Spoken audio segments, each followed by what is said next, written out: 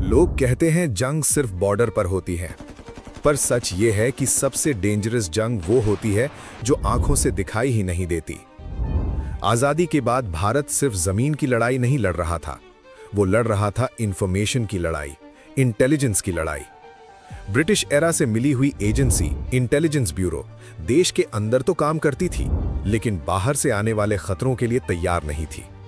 1962 का China war, फिर 1965 का पाकिस्तान वॉर, इन दोनों ने एक कड़वी सच्चाई सामने रख दी। भारत को एक डेडिकेटेड एक्सटर्नल इंटेलिजेंस एजेंसी की जरूरत है। इसी दौर में एक नाम उभर कर आता है, रामेश्वर नाथ काव।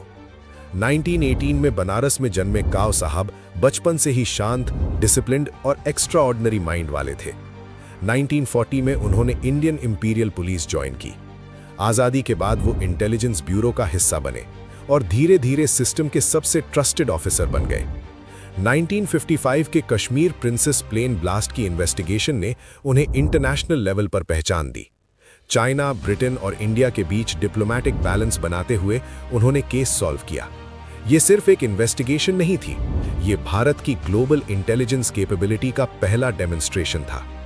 1962 के वॉर के बाद फैसला हो चुका था, सिस्टम को बदलना होगा। और फिर 1968 में जन्म हुआ एक नई एजेंसी का, research and analysis wing, raw. एक ऐसी एजेंसी जो सामने कम परछाइयों में ज्यादा काम करती है।